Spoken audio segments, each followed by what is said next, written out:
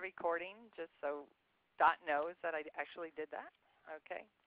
Okay, well, welcome everyone. Thanks for joining us today. I'm Sue Osthoff from the National Clearinghouse for the Defense of Battered Women here in Philadelphia, which is not as hot as Sacramento, where Dr. Barnard is, along with Cindine Pizzell, and we'll be your hosts for today's webinar.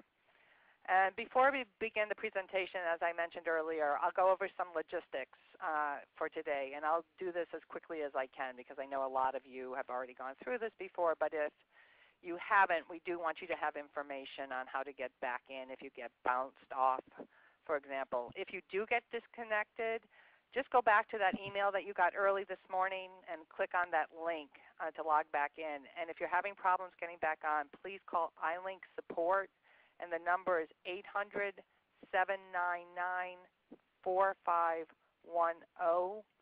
And Dot, who is working with us today, she put it down in the chat box in your lower left-hand corner. And so let's try that chat box down in that lower left-hand corner. I think many of you have already done this, but what would be really helpful to us is if you could tell us where you're calling in from or participating from today. And if there's more than one of you at your site, if you could tell us how many people are at your site. We don't need your name because if you logged in, so like Beth Peters, if you could tell us where you're calling in from, because your name's going to show up, okay? So if others of you could tell us, that's great. And if there's more than just one of you, if you'd let us know.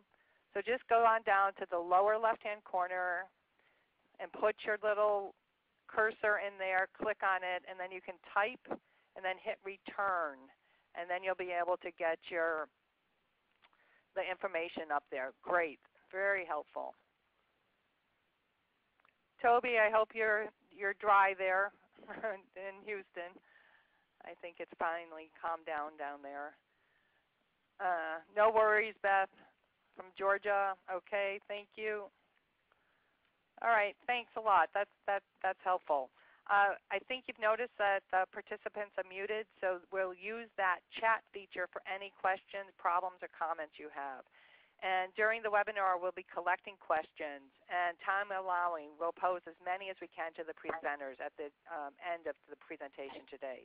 And if you're joining us by phone only, you can email your questions or concerns or issues to Dot, and her email is dot.dot@ncdbw.org. That's our organizational initials. We are recording this webinar today. You will be able to access this on our website in about a week, and that's ncdbw.org. We have posted today's PowerPoint in a version that you can save and or print, unlike the one that you're seeing on your screen now if you're signed into the webinar, and bios of today's presenters. And those are in Google Drive, and that link was in the reminder note that you got this morning, and that will post it again here. You shouldn't have to have a Gmail account or anything to get in there. If you have any troubles, you can write to Dot, and she can email you copies. And I can also do that after the webinar is over as well.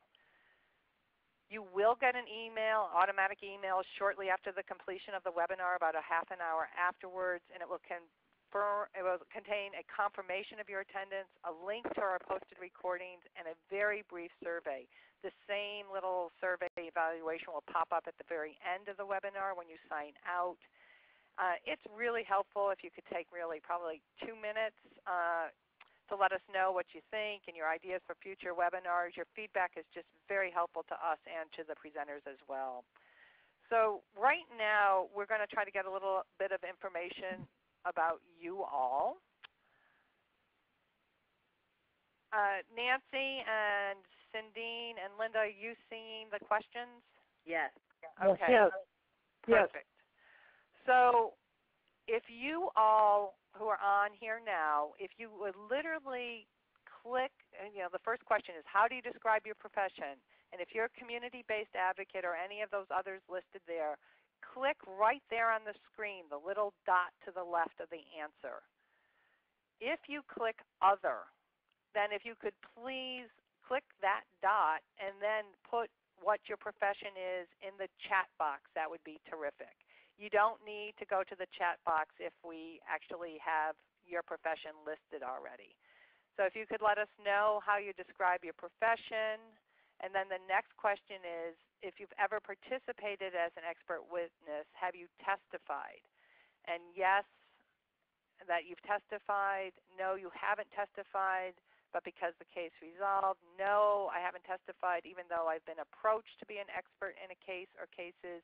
No, I have not been asked to testify, but I'm interested in learning more about expert testimony. And the third one is for those of you who have participated as an expert in a case, and we're using that term on purpose because we understand that sometimes you participate in a case but do not end up testifying, like the question above suggests. And if you could talk about, if you could tell us if you're also a community-based advocate now. And I'm sorry, I know these are a lot of questions, but it's actually really helpful information for our presenters. And if you've testified as an expert witness, please describe your testimony. If you're talking generally about testifying about general dynamics of battering, not about the specific person involved in the case, or did you do case-specific, woman-specific, victim-specific testimony, or if you've done both. And then information, or if you're an OVW grantee and what kind. I will now put the... Are you able to see those percentage points there? No. The answers? Oh, they're starting to come in. So. Okay.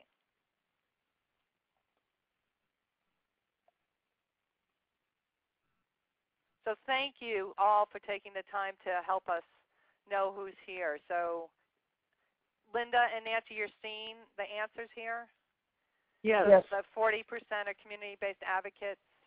And then we've got some others, and they're listing those in the public chat, which you're allowed to look at this point, but then we're going to encourage you to take it off once you start presenting, please. And that 34% have testified. Wow, that's a lot. Okay. Great. This is really helpful. And then we're seeing down those who have testified, 20% have done both, testimony about general dynamics and also about victim-specific testimony. What I'm not seeing is actually how many people. Let me just see. Okay, that's about most of the people. Okay, thanks. And Dot, would you capture all that? If you could copy that out, that'd be really helpful so we have that later on. Thank you very much. That's really helpful. Okay, let's go back.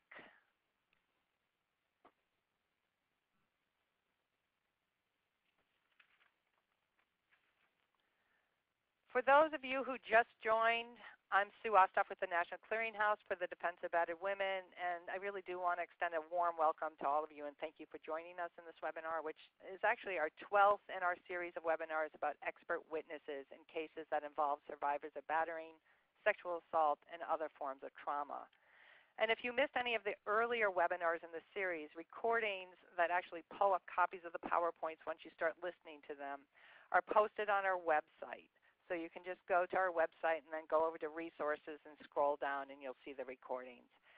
And as you probably noticed, the participants are muted, and as I mentioned earlier, we'll collect questions during the presentation, and time allowing, we'll ask as many as we can to the presenters at the end of their presentation. So please use that chat box, and we will be monitoring it throughout the presentation. Before I go any further, I just want to take a second to thank the Office on Violence Against Women for their support of this project on expert witnesses. We think it's really great they're supporting work on this topic because we know it's really important to so many people, including so many survivors. So, as you are probably aware, today's webinar is titled Providing Expert Testimony About the General Dynamics of Battering. And you probably are aware that our speakers today are Dr. Linda Barnard and Nancy Lemon, Esquire. So in an effort to save time, I'll just do brief introductions. And as is true with many of our speakers, this is really hard to do because they have so much relevant experience. We've posted here abbreviated bios, and the same bios are also posted on Google Drive. And I really encourage you to read them completely, but also you might just want to go and Google both of them because you can see what they've done over the years, and it really is quite remarkable. As you can see from the little bio here, that Dr. Barnard is a licensed marriage family therapist, and she's in private practice. In addition to serving as an expert, she's done tons of training programs, and she consults with numerous organizations, including us. She is a board-certified expert in traumatic stress. And I have to say that I think her dog, Emma, must be one of the smartest dogs ever because Emma listens along with Dr. Barnard to all the webinars. So you got to love it. So cheers to Emma. Nancy Lemon is one of the few attorneys we know who also serves as an expert witness on battering. Nancy has done a ton of work in the anti-domestic violence field, particularly about domestic violence law. In addition to teaching law at Berkeley, she is a practicing attorney, author, policy advocate, trainer, project director, and expert witness. Dr. Barnard and Nancy Lemon have also done a lot of thinking together over the years, in part because they participate in this California Expert Witness listserv that, as I understand it, they basically set up and pretty much run. As far as we know, it's the only statewide listserv of experts on battering and its effects, and they have found it to be very useful. And we may talk about that a little later if we have time. Between them, they have participated in many hundreds of cases. In fact, Dr. Barnard has done over 1,200 forensic assessments. And she's so young. I don't know how she's done all that. And she has testified about 400 times as an expert. And Ms. Lemon has worked as an expert witness in hundreds of civil, criminal, and asylum cases and has actually testified in about 70 cases. So thank you, Dr. Barnard and Nancy Lemon, for all your great work, and thank you for your willingness to share it with us today. And so without further ado, I'm going to hand it over to you guys. Hi, this is Cindine, and I'm just going to be asking our two presenters some questions today. As you can see, we're going to be talking both about forums in which they testify, but also about some specific, unique issues. During the introduction, you all answered questions about your experience testifying as an expert and what kind of cases you've testified in. Nancy and Linda, can you both please talk a little bit about the difference between general testimony and case-specific testimony, especially how it plays out in California? Because I think that's going to give the participants some really good insight on the perspective you're coming from. Linda, did you want to start, or do you want me to? Go ahead, Nancy. You know the law stuff a lot better than I do. Okay. Well, this is Nancy Lemon. Hi, everybody, and I'm so glad you're with us today. When we testify in lots of different forums, as it says here: criminal, civil, administrative, also asylum, family law, etc. In many of those settings, we could testify about generic testimony, or we could use case-specific testimony. And the generic testimony or general testimony, we also call it DV 101 or jury education testimony. In California, when we testify for the prosecution, we are limited to only that kind of testimony. If we're on the defense side in a criminal court, we can get very case-specific. So what we mean by that is in the generic testimony or general testimony, we talk a lot about what is domestic violence, why does it occur, how prevalent is it, what are general patterns that we see. We talk about the power and control wheel. We talk about the cycle of violence.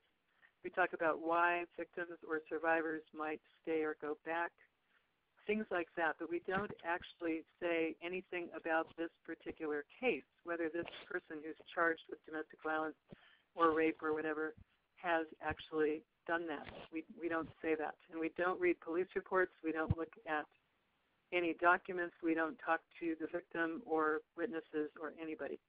Case-specific, on the other hand, we have all the information we could possibly get.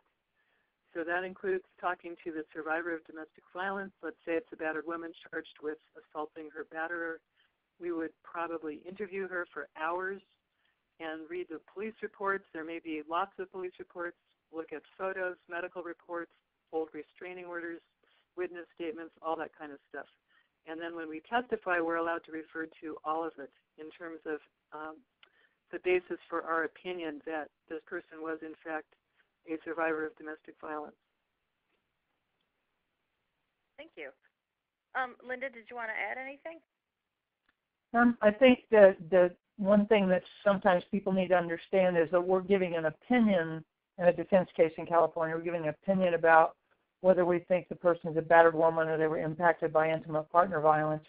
But we obviously can't answer the ultimate question of whether or not they should be found innocent or guilty because of that. And that's just up to the jury to decide. Thank you. Yes, yes. Thank you. And whether inquiring minds want to know whether we're talking about generic testimony or whether we're talking about case-specific testimony, what's the hardest question you've ever been asked on the stand? This is Linda. I just encountered this on Friday when I was being cross-examined because I'd been thinking about that question and trying to decide. And for me, the hardest thing is that because I've testified so many times, every district attorney in the state of California seems to have every transcript of every testimony that I've ever given. So now whenever I testify, I get out of the blue just asked, do you remember when you testified in People v. such and such, or do you remember when you testified in this case? And what they do is they take a line or two lines out of my testimony, totally out of context, and ask me about that and try to use that now to in some way impeach my current testimony. So by far the hardest thing I have to do now is try to remember every case that I've ever testified in, which is just not possible. So what is your strategy in that situation? Well, what my strategy is first of all, if they just ask me about a case and a name, usually I remember, but if I don't, I'll ask them for more information, which they will usually give me. And then if they give me something that's out of context, my response is, well, that's taken out of context, and this is what the meaning of that was within that context. So I try to explain the context. Nancy? I'm also, if this is Nancy, I assume that you could also say, Linda, I don't actually remember because I've testified in, 400, 500 cases, whatever, and I don't remember that one in particular. And sometimes I do say that. Most of the time now they're sort of trying to use those cases as a way to make it look like, and we're going to talk about this later, like every case that I work on, I just believe them and say everybody's a battered woman. Uh-huh. Nancy, how about you? Well, speaking of that very last comment by Linda, that's, I think, the hardest question that I get asked, which usually would come up when I'm on the case-specific side of testimony, either in family court or defense side of criminal court, and that is, how do you know that this person that you have interviewed was telling you the truth? And I have to admit, if they ask me, that yes, sometimes people do lie about things. Everybody lies about some things, and we do have a very small percentage of people who lie about abuse. Just like we have people that lie about bank robberies and arson and burglaries and so forth. And I say that because I can't say that, of course, there's never anybody who's ever lied about abuse. But in terms of my ability to determine if somebody's lying to me about abuse, I say that that's one reason that I do long interviews. I do them in person. I'm looking at the person's body language and their face, their affect, any emotions that they're showing, like grief, anger, fear, whatever. Seeing if that seems to be consistent with the things that they're telling me. If I always have read the police reports or things like that before I interview the survivor, and so I will say, well, gee, that's interesting because what you're telling me is actually a little bit different than what it says here in this police report. And then I am looking at the survivor to see, what their response is, and gauging whether I think that they are telling me the truth during that interchange. But there is no magic test for that. There's no psychology test, plus I'm not a psychologist anyway. I know there are actually tests for malingering, but I would not be giving them. And we don't have any 100% guarantee that any test will ferret out lies anyway. Like even lie detector tests, those are not admissible in court because they're not actually scientifically reliable. So that's the best answer I can give, but I think it's sometimes it's challenging. Yeah, great. Thank you, Nancy. Moving on to talking a little bit more about different forums in which you testify. Most of the time when we're in court, we're talking about an adversarial process, one side against the other, but experts have more of a neutral role, at least in theory. So how do you handle it in that system if opposing counsel wants to talk with you before court? What I've always done is, if somebody wants to talk to me that's on the opposite side from whom I was subpoenaed to be there, then I ask the attorney who subpoenaed me if it's okay if I talk to the person or that we all talk together. Most of the time they don't care if I talk to the opposing counsel. Sometimes they'll want to be involved in that and sometimes they won't. Usually it's a pretty respectful process, except in family court. And in family court it gets kind of ugly sometimes if people trying to gain favor in one way or another. So in a family court case, I always make sure that if I talk to opposing counsel that the attorney who hired me is also present. And that's the way I handle it.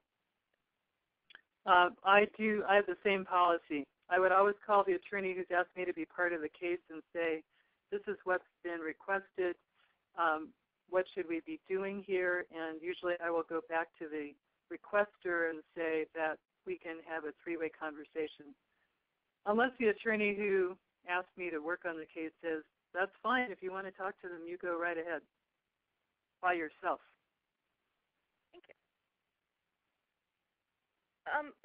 I think it's fair to say that experts, even those who haven't done a whole lot of testifying, have the most experience in criminal court. So we're not going to spend a whole bunch of time on that. But can you please talk about the main differences in your experiences testifying on behalf of the defense as opposed to testifying on behalf of the prosecution? Well, for my part, at least in California, it's like apples and oranges. Because when I testify for the prosecution, it's educational. I can't know anything about the case. I cannot have interviewed anyone. When I do a defense case, I know everything about the case. I've reviewed all the documents. I've interviewed the defendant. I sometimes interviewed collateral people who are involved. So I know everything about the case. So frankly, it's a lot more fun to do defense cases because I know everything that's going on and I have a lot more information with which to try to form an opinion.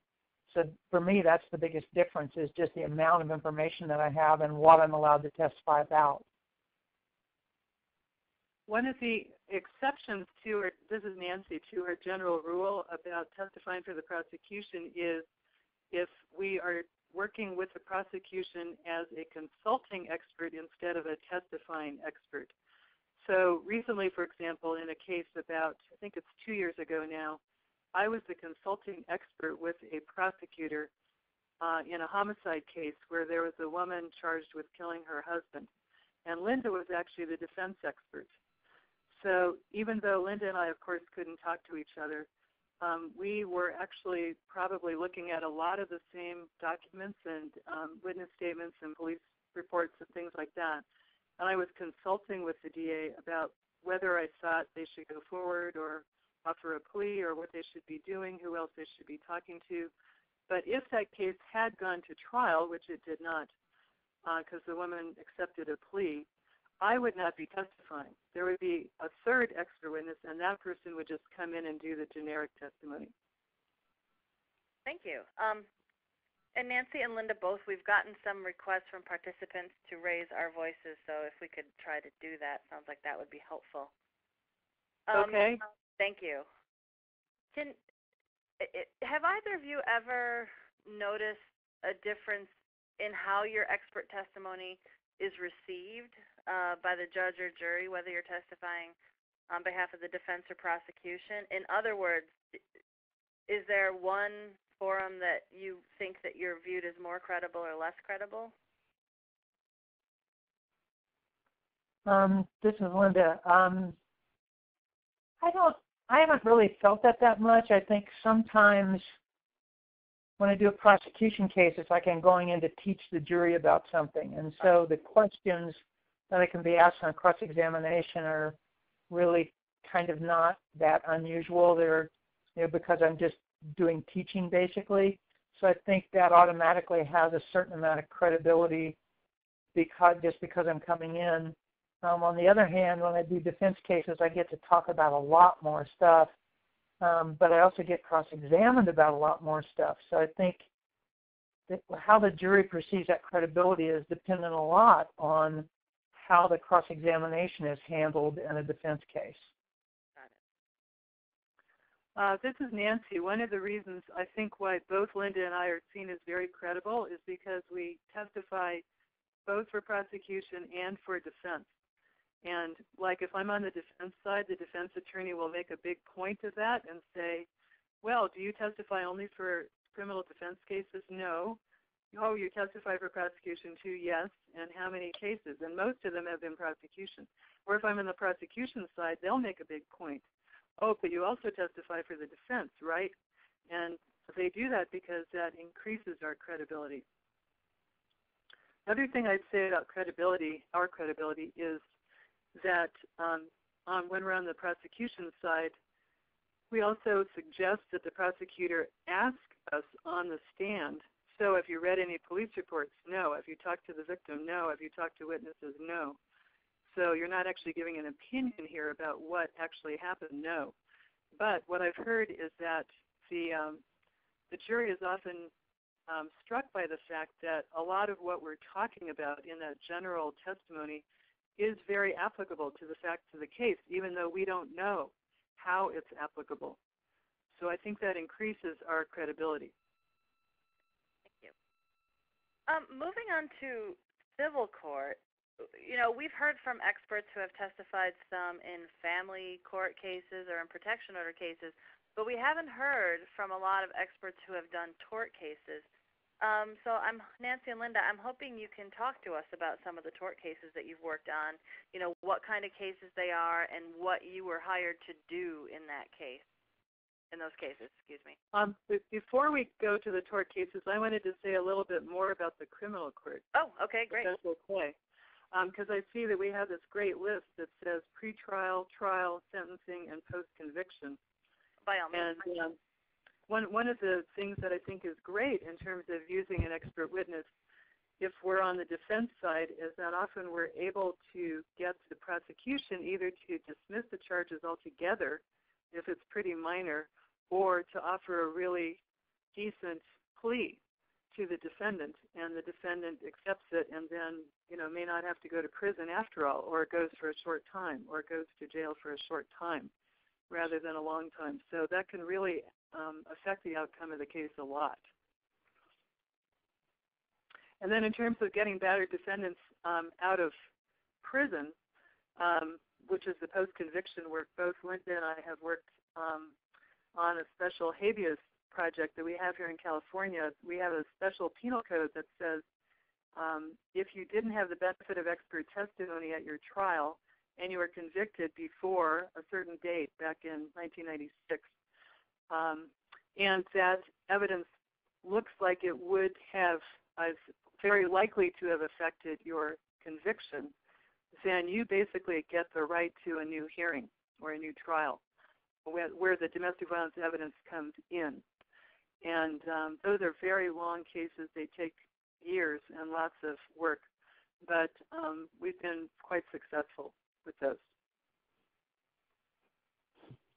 I think what Nancy mentioned is that she and I have both done a lot of post-conviction cases, and I was just talking on email with someone yesterday that we helped, who'd been in prison for over 20 years, and we helped to get her out, and she's doing well. All the people who have gotten out, and Nancy, you might know how many there are now, but none of them have been reconvicted for any crime.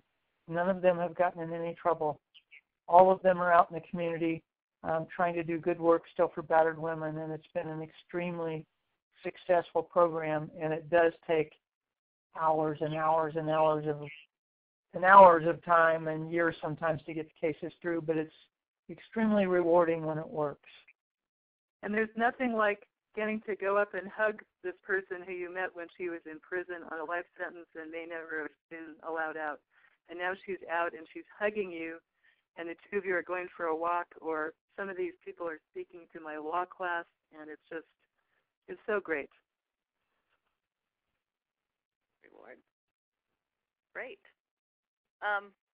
Any other comments you want to make sure the participants hear regarding criminal court for now? Well, just the last thing that I would say is about the sentencing is I think there are times when I'm not called during the trial, or there's been a plea agreement and there's some wiggle room about how much the sentence is going to be. That as experts, we can make a big difference going into a sentencing hearing, and educating the judge in that case is who we're educating about issues related to intimate partner battering. And I remember several years ago I had a case where I testified at the sentencing, and as the judge is listening to my testimony, I can see that he's getting really confused, and he started asking me a lot of questions. And then he looked at the district attorney and said, "Did you know all this information at the time when we were making these agreements?" And the DA said, "Yes, I did." And he said he was really angry because he felt like in that case the district attorney had sort of perpetrated a fraud about what the case was about. Wow. And he threw out everything about the plea agreement and ended up giving the woman probation, which she had been looking at 10 or 12 years of prison. Wow. So we can really sometimes make a difference on the sentencing angle. Wow, I don't think I'd heard that story before. I haven't heard that either, Linda. That's a great story. Wow. So how about in civil cases, tort cases, and by tort, well, Nancy, do you mind explaining what a tort case is? What a tort case is and what a DV expert's role might be in a tort case. Sure. Yeah, well, there's, besides criminal, there's civil and asylum and so forth. And civil is a very broad category. It could include family law. It could also include tort cases.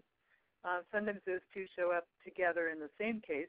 And a tort case is basically a legal term for a case where there's usually it's a personal injury. So, for example, if you were in a car accident and you sued the person who ran into you, that would be a tort case. But you can also sue, the survivor can sue the perpetrator for money in a tort case.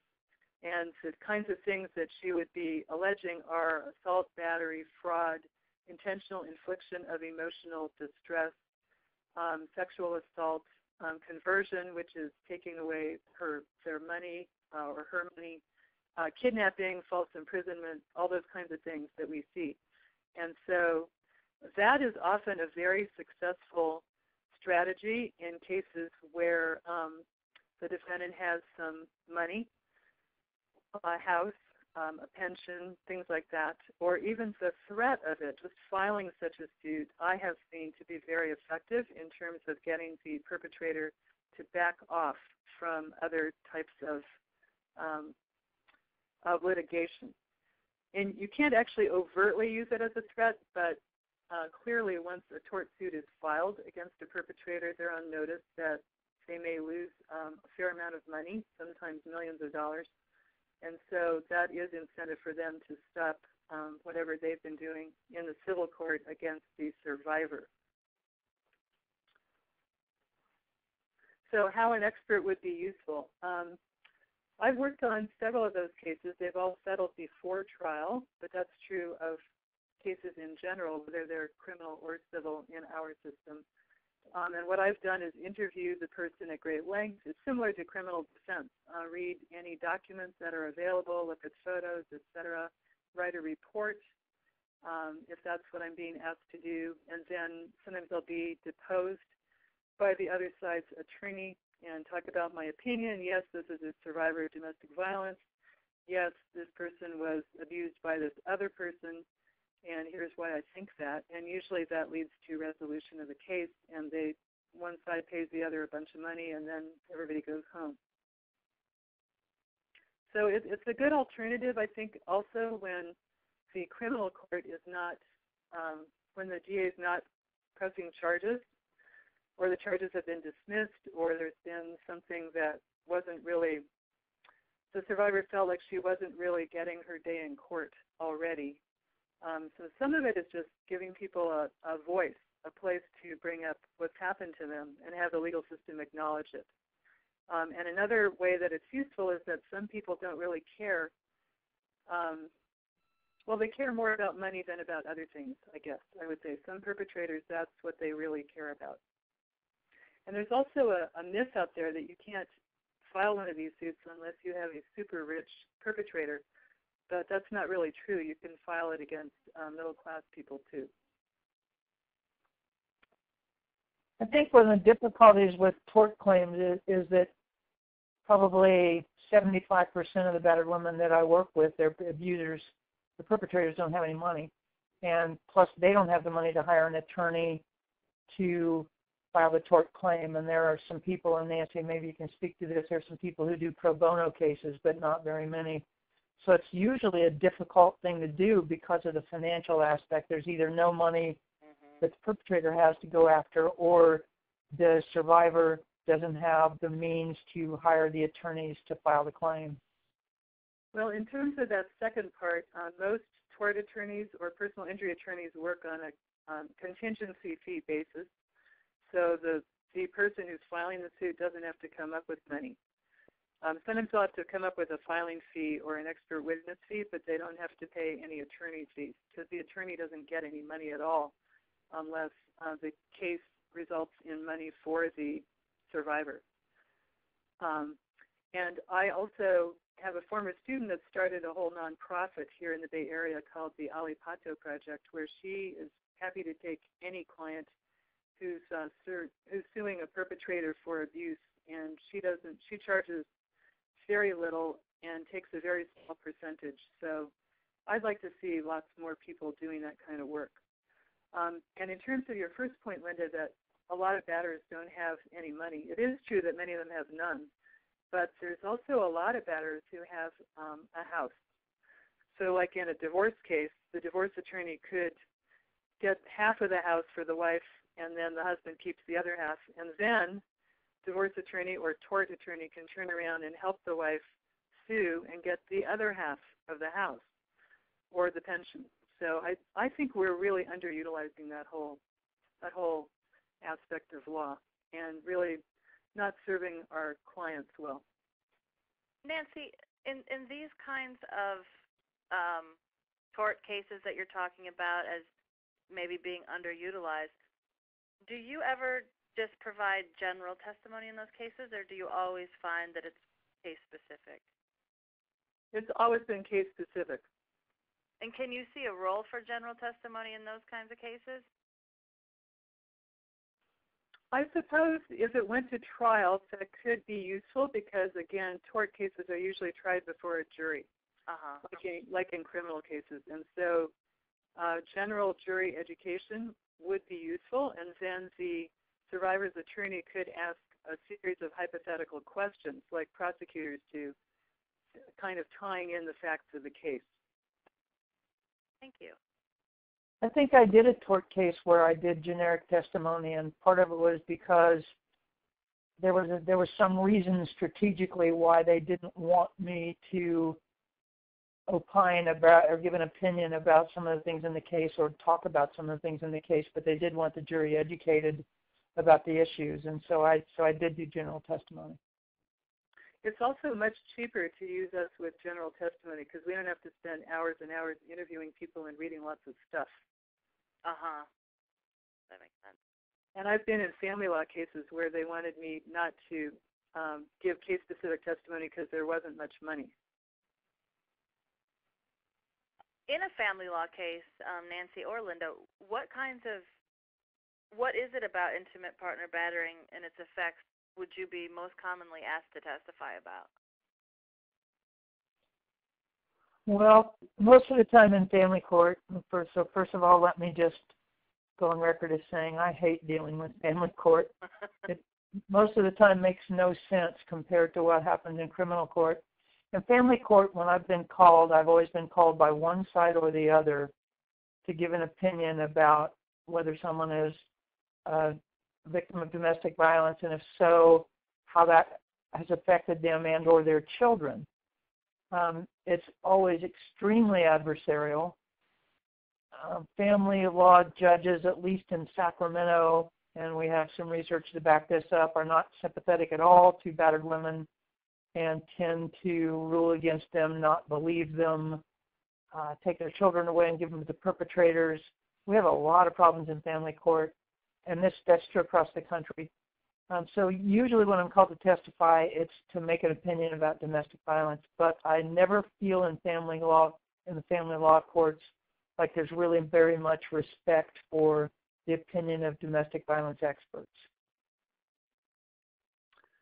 Yeah, this is Nancy. I agree with a lot of what Linda said.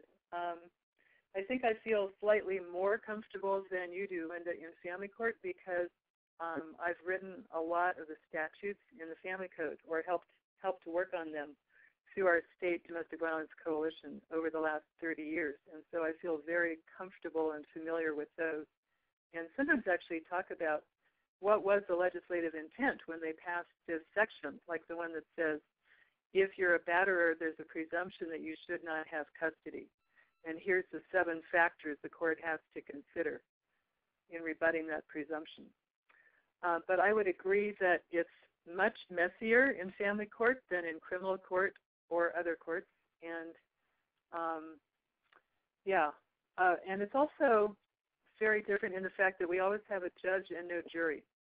I've heard that there are some states actually where some family court trials are in front of juries, but in most of them I believe there's only judges, and that's certainly true in California. So as a result of that, I have sometimes actually showed up for court, been prepared to testify, spent many, many hours interviewing people, etc. And then the judge says, well, I went to judge training.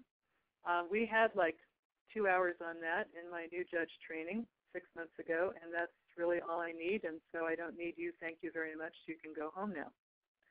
And that does not happen in criminal court because there's a jury, and the judge can't say that the jury knows all they need to know about domestic violence. I had an interesting thing in a family court proceeding not too long ago. I had testified in a criminal trial for an immigrant woman who had been charged with killing her mother-in-law. And I testified about family violence, and they had an expert who came in and talked about some of the cultural issues. And the jury acquitted the battered woman of the charge of murder. And in the meantime, her husband had custody of both of her daughters, one of whom was born while she was in jail. And she was trying to get visitations, and he was trying to stop it. So they called me into court. And I testified, because mostly what they were trying to look at is whether she was dangerous to her children. And there was right before recess, the judge said to me, Dr. Barnard, could I ask you a question that's totally unrelated to this case? And I said, sure. She said, well, I got training in this thing called the danger assessment, and got training in how I should use it as an assessment tool to help look at whether abusers are dangerous or not. Is that thing just a bunch of crap, or is that a good thing for me to use? And I got an opportunity to educate the judge and talk to the judge about what an excellent tool that was, and I would encourage her to use that. So obviously this is a time where there was a judge who did consider expert testimony and issues about domestic violence quite seriously. Great, thank you. Yeah, that's great. And for those of you that don't know about that tool, it was developed by Dr. Jacqueline Campbell at Johns Hopkins in Baltimore, and it's really the best tool out there. I use it a lot, and not just in criminal cases, but also in family law cases.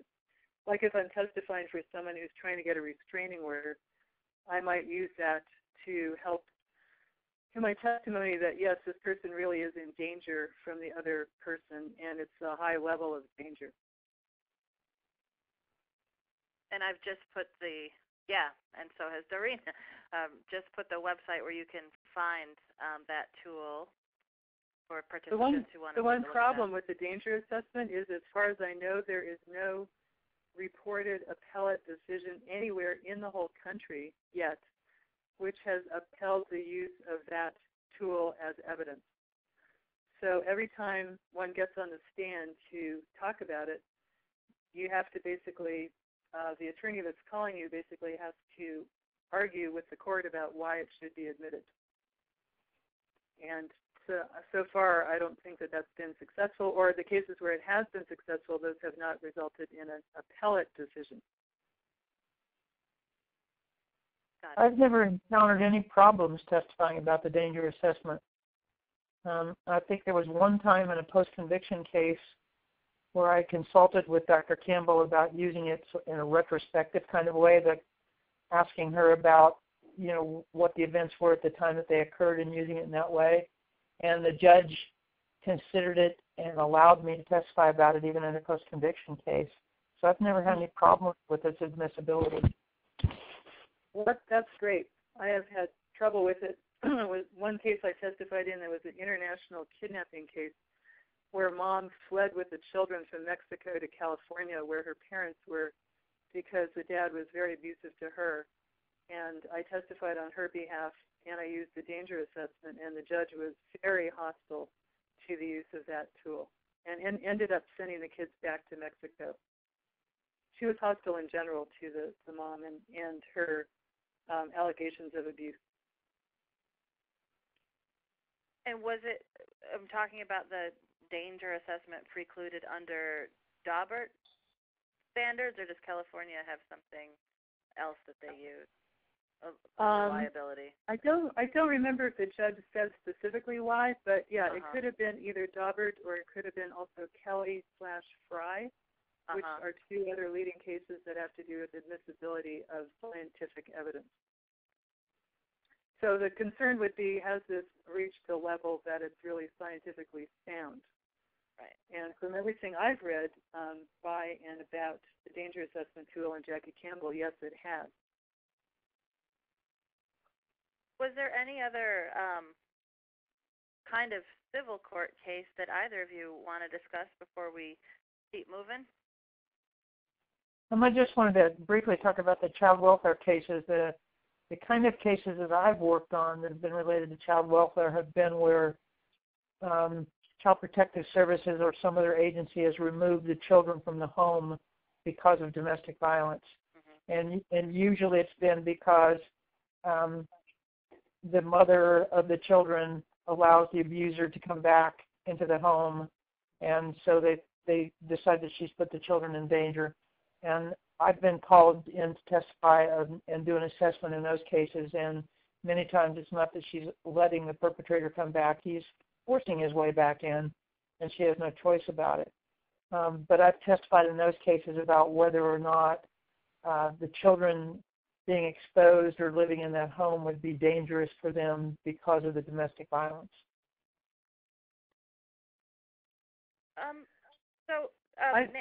Go ahead.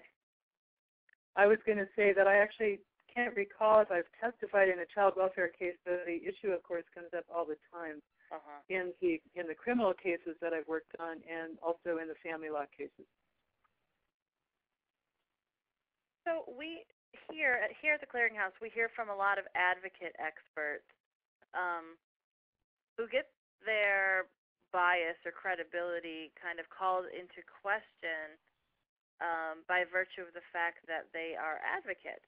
So when you get that question that I know we alluded to earlier about whether you'll just believe anyone who says they're a victim of intimate partner battering, how do you respond to that? I respond to... Oh, go ahead. You go ahead, Nancy. Go ahead. I'm often asked if I've ever found someone who I did not believe, or turned down a case because I didn't believe that it really was a domestic violence case.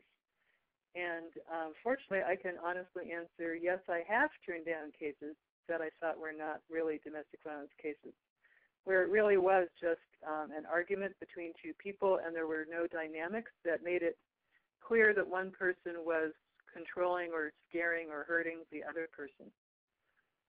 So that's been helpful. And sometimes I'm also asked, do you ever testify on behalf of men? And I say, well, sure, yeah, if they're gay men that are being abused by their partners. Or sometimes, once in a while, I have actually seen cases where heterosexual men are abused by female partners, and I also am willing to testify for them, and I have. So I think that helps in terms of credibility. But yeah, back to believing everybody that comes to you. I would say that as advocates working for a domestic violence organization, which I used to, we are in a role where we are supposed to pretty much take at face value what the client is telling us. But as domestic violence experts, we are expected to exercise more independent judgment than that. And we do. I usually answer that question, yes, I'm an advocate for people who are abused. I'm an advocate for children who are abused. I'm an advocate for animals who are abused. And I would hope everybody in this courtroom is an advocate against abuse. But that has nothing to do with when I am in a forensic setting, my role changes to one of trying to look at it from a more neutral position and using the background information that of my 35 years of experience in the field and all the literature that's been produced to look at whether the case fits or doesn't fit. So my role is very different when I'm called in a forensic setting. Really helpful. Thank you. But I do think it's important not to shy away from and get scared of the fact that you are an advocate. Because I think a lot of people get scared about that. If you say yes, then somehow that makes you bad. I embrace it. I say, yes, I am. Of course I am an advocate for abused people and abused children, pets, everybody who's abused. And I think you need to embrace that role instead of feeling like you need to apologize for it. Yeah, that sounds good. Yeah, thank you. I can say a few words about juvenile court, the last dot on this slide. Great. And by the way, here's my little soapbox speech. I like to call these things dots and not bullet points, even though Microsoft Word says they're bullet points because they're actually dots.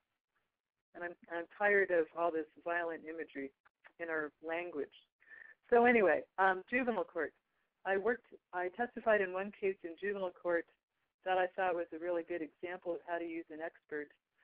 This was I think she was a 16-year-old girl who had been picked up on the streets of San Francisco in a van with her boyfriend driving.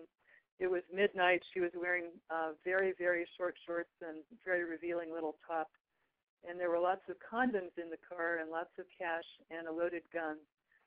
And the boyfriend was an adult in his mid-20s, I think. And she immediately told the police that that was her gun,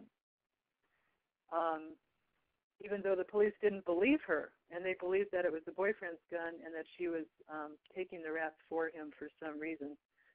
And she then told her public defender, who knew a lot about domestic violence, that in fact it was not her gun and that this guy was her pimp as well as her boyfriend, and he'd been beating and threatening her. And she was scared of him, but she also loved him and didn't want him to have his probation or parole revoked, and so she just said it was her gun. So I was asked to testify at the trial in the juvenile court about the gun possession, which was really the only thing that they were worried about here. Hey, Nancy, I'm sorry to interrupt you, but can you speak up a little? Okay. Thank you. I will try. Thank you. Sorry if I was getting too quiet there. I'll hold this much closer to my mouth. Anyway, so the 16-year-old was looking at a long time in jail or prison, potentially because of this loaded gun that she said that she had possessed and that it was hers. So I was asked to explain why would she say that if it wasn't hers. And so I interviewed her for a long time and did very case-specific testimony, and the judge ended up dismissing that charge. And did you pull from any of the false confession literature when you talked about that, or was it really all from what we know in the anti-violence field? I have looked at false confession literature in other cases and cited to some of those studies and reports, but mostly, I think in that case I was just talking about why survivors of domestic violence might take the rap for things that their abuser has done. Uh-huh. even if it means they will get into trouble. Yes. Yeah. Thank you. Well, I think she may have also believed that because she was a juvenile and this was her first offense, she would get in less trouble than he would. Got it. Any other? I'm just like kind of looking at the clock here. Can we move on to administrative hearings now? Sure. Great. So for everybody who isn't sure what administrative courts are, they're neither civil or criminal. They usually involve some kind of agency and an individual. And they usually involve individual people asking for some kind of benefit or relief from that agency. So when I want to ask you specifically about, quote, welfare cases, and not every state uses the term welfare. I'm really talking about public benefits cases here. How can expert testimony on intimate partner battering and its effects benefit a survivor involved in these types of proceedings? This is Nancy. I testified in one of those cases before an administrative law judge a couple years ago because as we all know, there's a time limit for people to receive public benefits, a lifetime limit that at the time was 60 months or 5 years. And that 60 months can be made longer if the survivor tells the welfare authorities that she's a survivor of domestic violence, and that is interfering with her ability to go to school, get job training, get a job, hold down the job, all the things you're supposed to do under our public benefits laws. So in this case, what had happened was that the survivor had never told anybody about the domestic violence, even though there was a form that had been given to her to check that said, yes, I am, or no, I'm not. But that form was in the middle of like 80 different pieces of paper that were given to her when she first applied for public benefits, and she didn't notice it, and the worker didn't notice it, and nobody said anything about it, and then she basically got kicked off well before she should have been, because there was very active domestic violence happening to her, and there was no way this woman could actually go out and get a job because she had lots of post-traumatic stress disorder. She had 2 small children. There were many issues. So my testimony about that, I thought she really was a survivor of domestic violence, and that she hadn't ever noticed this on this paper, was very helpful, and they extended her time to receive public benefits. Linda? I think go ahead. Oh, I was just going to ask if you wanted to chime in. Well, I think one of the most interesting administrative law cases that I ever worked on was one with the Victim Compensation Board here in California for a woman who had won a post-conviction case. She had been in prison for 35 years, convicted of murder. We filed a habeas petition. Instead of reducing her sentence to manslaughter, which we would have been thrilled about, they decided to retry her. She was retried 35 years later and acquitted of murder by the jury. And so she went to the Victim Compensation Board because if you've been wrongfully convicted in California, you're supposed to get $100 a day for every day that you've spent in jail wrongly convicted. And their refusal was based on the fact that she was not wrongfully convicted. She was rightfully convicted. She just got retried, and another jury found her not guilty, but it was not a wrongful conviction, was their position. And so I testified about intimate partner battering to the panel of the Victim Compensation Board and why she should qualify for that. May I ask how that turned out? My understanding is I think they ended up with a compromise because $100 a day for 35 years was what the issue was. That's a lot of money. And I think they ended up with some sort of compromise, and she did not end up getting very much money. They ended up deciding that she didn't qualify for much. Now, is that going to be the same agency that awards money to victims of crime who were complainants in a criminal case? Yes, it is. Interesting.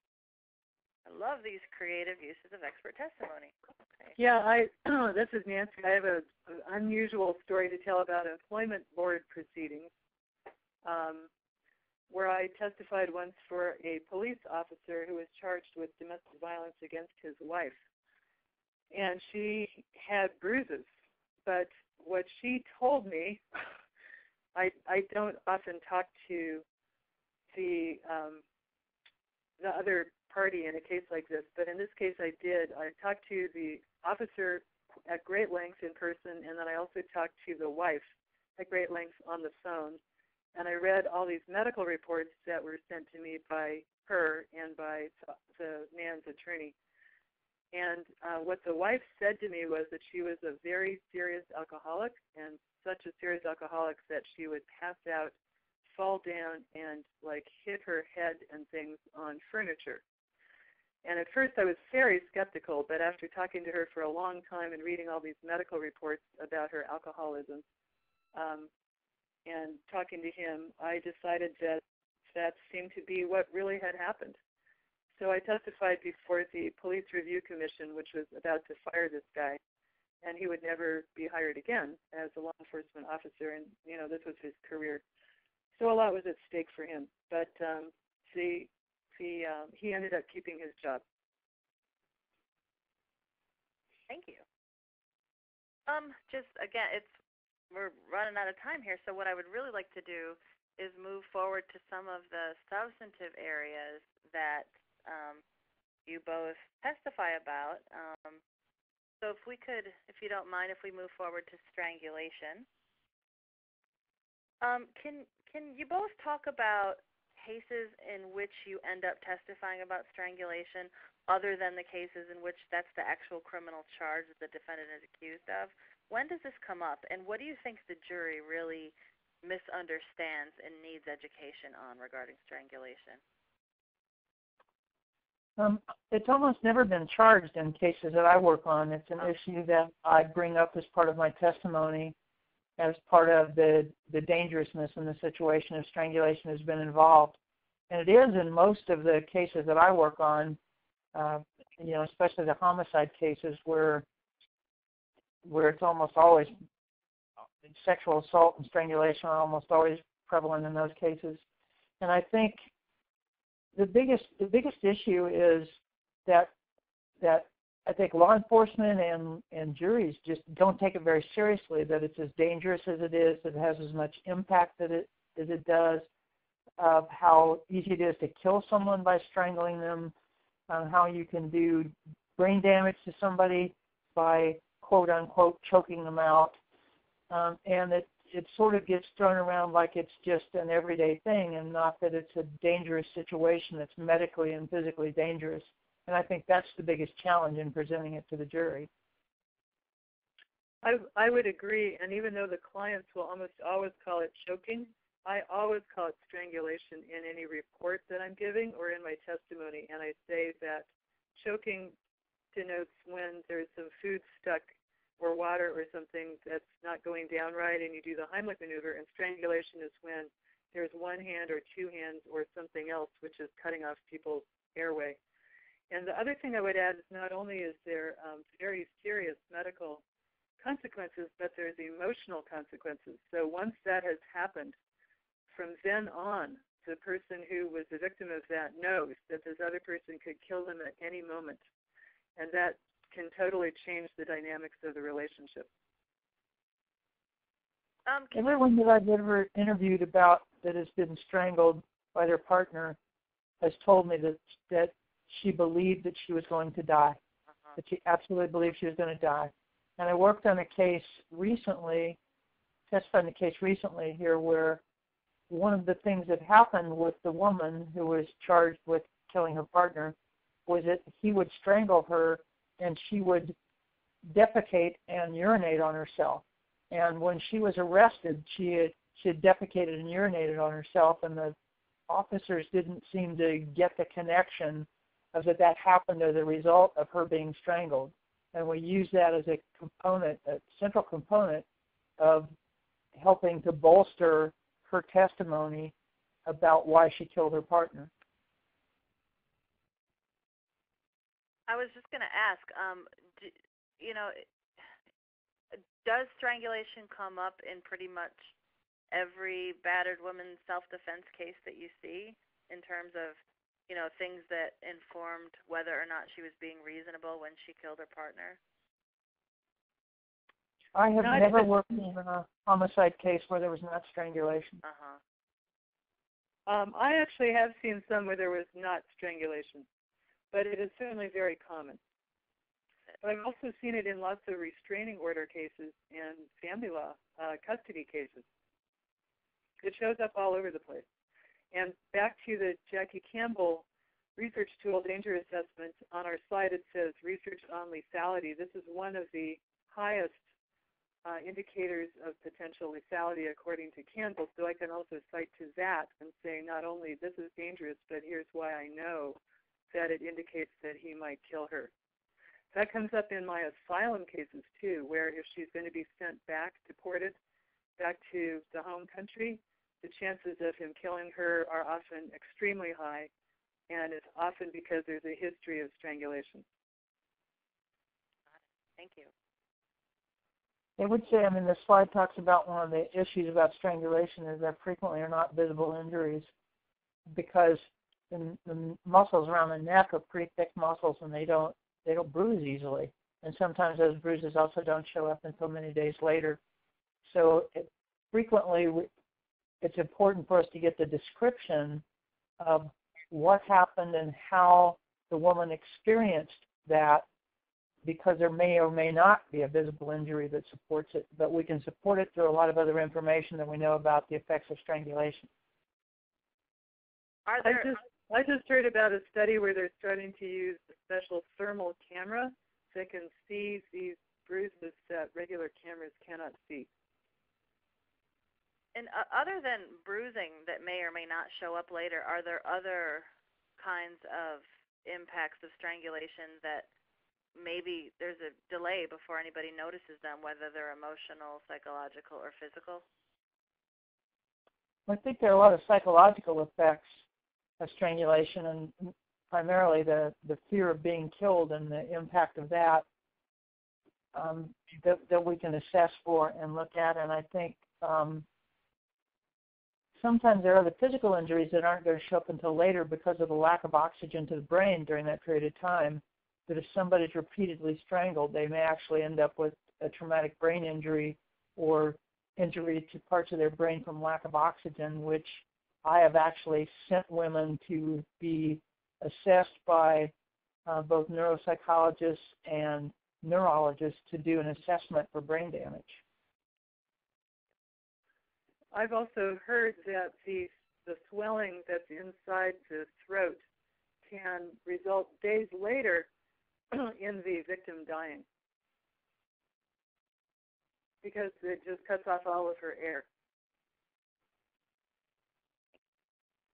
Can you, when we were preparing for this webinar, you both brought up suffocation, and that was something I did not recognize as kind of its own thing. Can you talk about how suffocation is both similar to and different from strangulation? Okay.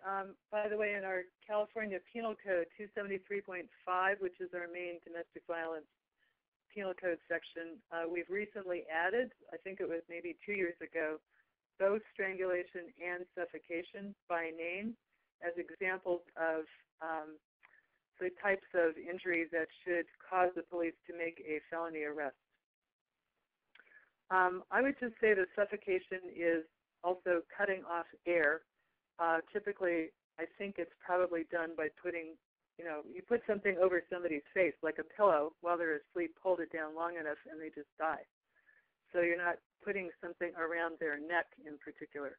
But it has all of the same problems as we discussed with strangulation. Most of the suffocation cases that I see, they use their hand. So they use their hand to put over her mouth and over her nose so she can't breathe. Oh, yeah. Well, yes. Good point. I'm actually working on a case right now where that happened. I'm recalling that, yes. Yeah, in that case, it was a man who's been arrested for domestic violence against his girlfriend, and then the DA decided not to charge him for various reasons. And then he turned around and is suing the police department for false arrest.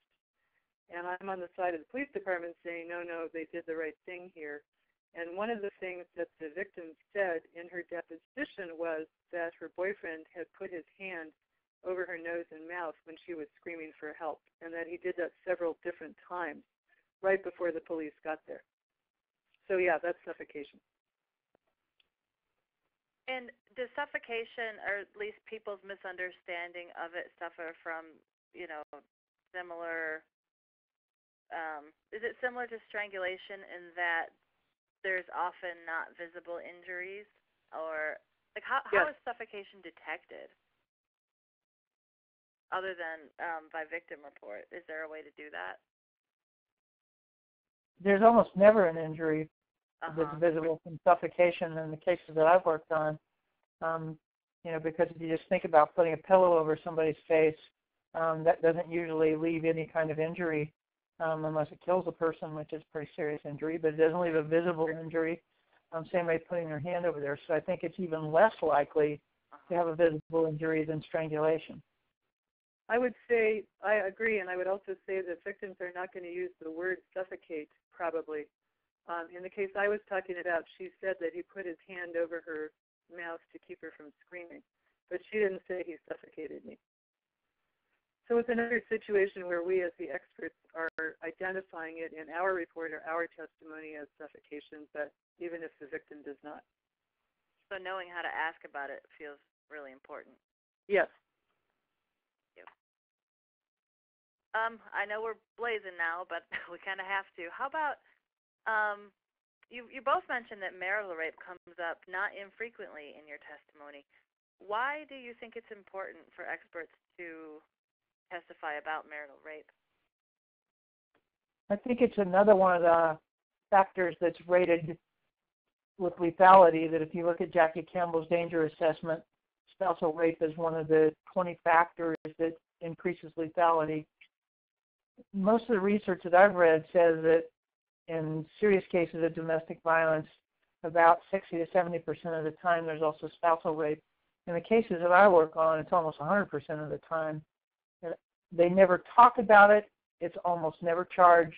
If it is charged, it's usually dealt away. Juries don't convict people of spousal rape, even if they do put the charges forward. So it's a very difficult thing to present, but it's important to assess for, to testify about, to find out about, to educate about, because it's the dangerousness level, and also women who are raped by a partner are no less afraid or no less believe they're going to be killed than someone who's raped by a stranger. So it raises the dynamics and changes dynamics in that relationship dramatically. I totally agree, and I would also say that everything we're saying here about marital rape also applies to cohabitant rape or partner rape in general. Even though in our penal code in California we have two separate sections, one if you're married, one if you're not married, in terms of the dynamics in an ongoing relationship, it has the same effect, whether you're married or not married. I would also say that this is hard for survivors to talk about, and so when I interview people, I do bring it up, but I don't use the word rape. I wait until we're well into the interview, and we've talked about many other things, establish some rapport, some trust, hopefully, and then I say, did he ever make you have sex when you didn't want to? Or did he ever make you do things during sex that you didn't want to do? And many times people will say yes to one or both of those, and they will say no if you say, did he ever rape you? Because the general concept of what rape is in the society is very narrow compared to what we're looking for as experts. Thank you. And one of the things, too, is law enforcement almost never asks about any kind of sexual abuse when they're taking a report. And so often there's nothing in there. Many times there's nothing in records anywhere. And if we don't ask, it'll never be part of the record. And I agree with Nancy. I never use the word rape, whether I'm talking with a survivor of sexual assault or whether I'm talking with a battered woman or a combination of both. But if we don't ask, we're almost never going to find out.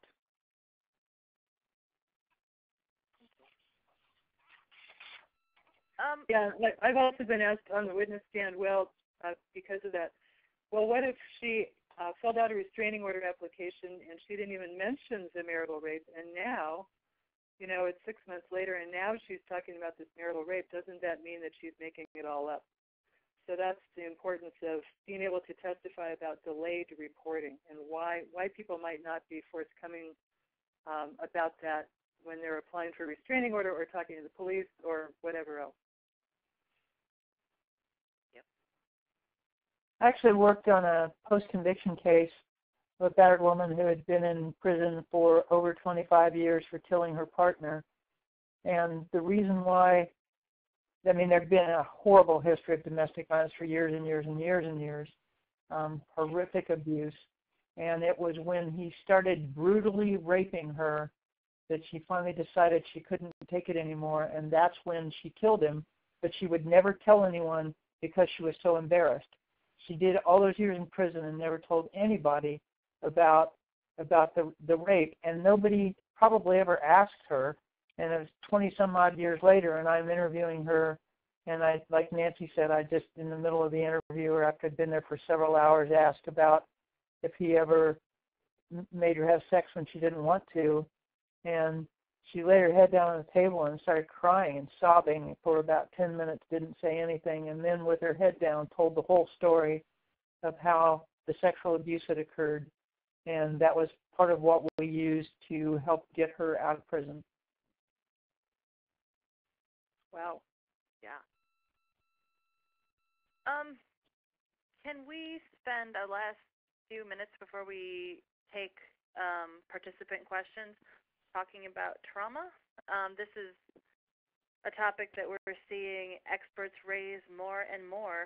And in light of the fact that a lot of our participants today give general testimony as opposed to case-specific testimony, can you just briefly explain how you talk about trauma when you're giving general testimony? I'll talk about how I do it, and then I want to have Nancy talk about how she does it, because it's really relevant, I think, to the people who are participating today, that you don't have to have a PhD to talk about trauma. The way that I talk about it in generic testimony is I talk about memory, because there are almost always issues about somebody having made statements that are different in one situation than another situation, or leaving information out, or having memory gaps, and that's one of the issues for the victim. And so when I'm testifying for the prosecution, I talk generically about traumatic memory and how that affects a person's ability to tell their story right after the traumatic event occurred, and why they might change their story as time goes along. So I think it's very relevant to generic testimony. And I have a little blurb that I train the attorneys about, and we use that in the generic testimony.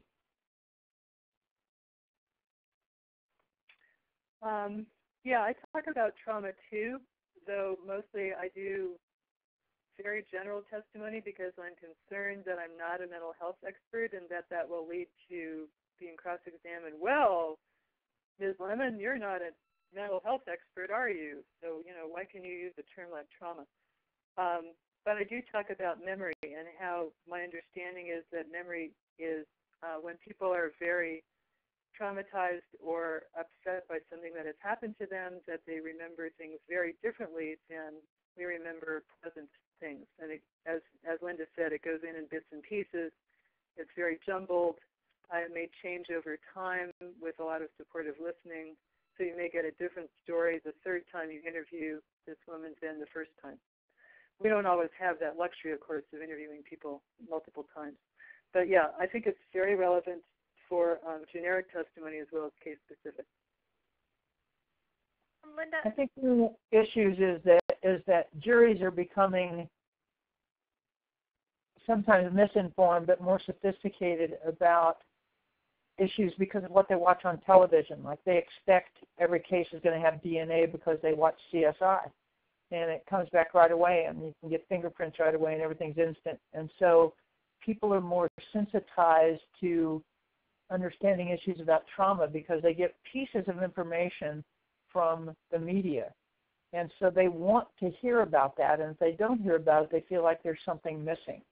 And so I think it's very relevant to the cases that we work on, and juries really like learning about it and hearing about it. And you can put it in layman's terms that are pretty easy to understand. And I gave, I think Cindy put it up on the board, Dr. Rebecca Campbell did a wonderful 3-part YouTube thing about traumatic memory that I would encourage everybody to watch. And because it is really important in helping us understand why survivors behave the ways that they do, that people think they shouldn't act that way, that are what we call counterintuitive behaviors.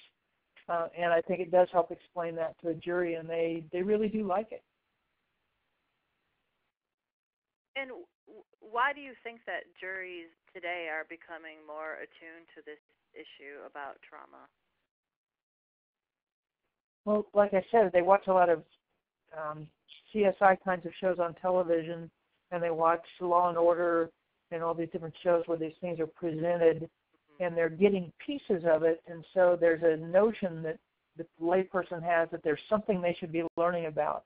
And they may not know exactly what it is, but they've been so exposed to things from the media that they expect that they're going to be presented with that kind of information.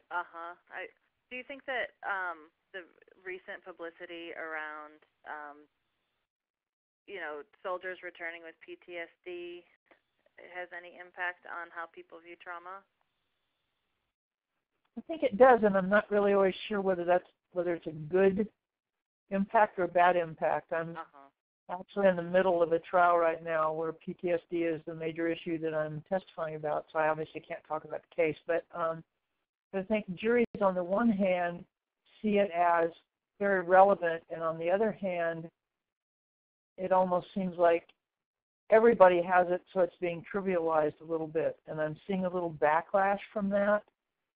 Even though I testify about it all the time, and I know that people are more aware of it now because of all the people coming back from Iraq and Afghanistan that have PTSD. I would say that similarly, the recent news information about sports players often having traumatic brain injury.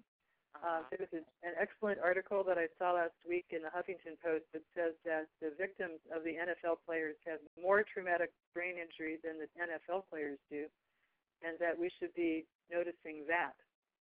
So there's ways of tying in what's in the media into our presentations to juries. Nancy, you said that was in the New York Times? I think it was in the Huffington Post. Oh, Huffington Post, excuse me. Okay. Somebody sent me a link, and I read the article, and it was a very good article. Okay, we'll try to find that and get that in the chat box for everybody. I want to say one other thing. Sure. That's a general comment for our whole webinar. In this webinar, we're using the term intimate partner battering and its effects, and many people in other states use the term battered woman syndrome. In California, we don't have that term, battered woman syndrome, in our penal code or our evidence code anymore. It was taken out years ago because domestic violence advocates said that we had a lot of concerns about it. So that's why we're using this other term. Thank you. And I think generally it's referred to as intimate partner violence by everybody except the state of California, who chose intimate partner battering. But yeah, I think every state's different. I testify in a lot of different states and also testify in federal court. And if you're going to do testimony, you need to know what the relevant laws are in the state you're going to. So there's appellate law in California that determines issues that we testify about, but there are different rules in, for instance, the state of Oregon. And unless it's changed, the last time I testified in Oregon, you actually had to diagnose the person with battered woman syndrome. It had to be a diagnosis. And so it's different in every state that you go to, and you need to know what those laws are. Federal court still uses battered woman syndrome. So I think we have a couple minutes to get to the questions that popped up in the chat box. Do you have any advice about making sure that law enforcement takes the dangers of strangulation more seriously, and how to convince law enforcement that strangulation is a sign of increased lethality and danger for the victim? I think the best thing is training. Offer up training. I've gone to local law enforcement around here, the sheriff's department, the police department, and offered to do free training for their officers. And they're usually, have to have a certain amount of training anyway. But get involved in training, and to me, that's the best way, is to teach them, because if you have an opportunity to explain it and to show that there is validity to this and it's something that's important to them, then they will start to incorporate that. There are some excellent training materials, DVDs, and so forth available through the National Family Justice Center Alliance, and Gail Strack, Gaelstrack, who is a leader in that, has done a lot of research in San Diego on strangulation and specifically designed materials for law enforcement training. Thank you. Linda, you mentioned that you have a blurb about trauma that you use in the context of providing general testimony. Can you talk a little bit about what you meant by that, or what the blurb is? Well, one of the things that, and I know Nancy does this too, one of the things that many of us do is we give the attorney that we're working for kind of a list of sample questions to use. And I've included in that list of sample questions about trauma and the effects of trauma and piecemeal memory, those kinds of things, so that it's part of the sort of canned speech that I give to them and go over with them of things that we should talk about, assuming it's relevant to their case. If it's not relevant to their case, and they say, I don't think that's an issue I need to talk about. But that's part of what I give them in the outline of questions.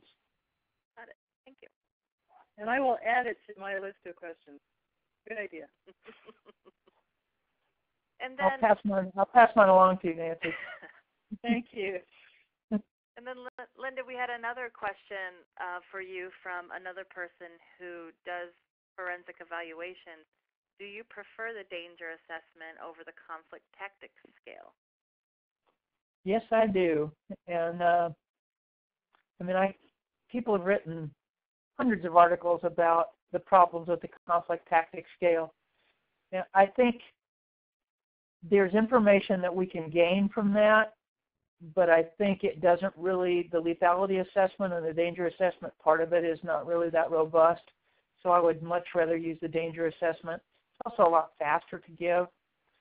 There are other tools that I use besides the conflict tactics scale, and my mind's of course going blank right now about what they are. But somebody could email our email addresses are at the end here. Email me, and I can tell you what some of those are. Especially in family law cases that I use to try to assess the behaviors of both people. But I would much prefer the danger assessment over the conflict tactics scale. This is Nancy. I've never used the conflict tactics scale, partly because I'm not a mental health person, but also because I've heard so many times that it's not that helpful because it takes everything out of context. Did you slap the person once? Yes. Did you push the person once? But was that because they were like strangling you? So what I want to hear is the whole story, not the little kind of bits and pieces you get from the conflict tactics scale. Great. Thank you. Sue O, I'm going to bunt back over to you. Thank you guys so much. It was really helpful and very informative. And wow, that time went really quickly. And so I just want to remind all the participants, if you would please fill out the little survey, that would be terrific. And thank you, Sandine, for asking the questions and working with Nancy and Linda to develop the program. And Nancy and Linda, do you have any final words that you would like to share with the participants? I would say don't be scared to try this. When Linda and I each started, we didn't know what we were doing. There was no training. There was no group. There were no materials. And we just kind of were winging it. And then we found each other, and we found other people, and we're training other people. And it's been a really great project for me to be part of. We can make a huge difference with the knowledge that we have from our work with survivors of domestic violence. Yeah, I would encourage people not to be afraid to do this, that you can do little mock things with other people if you're concerned about cross-examination. Go watch other people testify. See how they do it. Ask someone to mentor you if that would be helpful. Or just jump in there and get your feet wet. Everybody has to have their first time. Nancy and I both give a lot of our time to people, and I can't speak for her about this, but I would certainly be open to if somebody wants to email me about suggestions I might have to get them started or other questions you have. I'm always happy to mentor people because even though Sue made a joke about me being young, I'm 65 years old. I'm not going to be here forever. We need new people to do this. We need younger people to step in and pick up the mantle, and I would really encourage you to do that. So with that, we're going to sign out. And once again, thank you to our presenters. That was really great. And thank you for all the amazing work you've done for so many years. And so to be continued. Okay, thank you all. Bye. Thank you.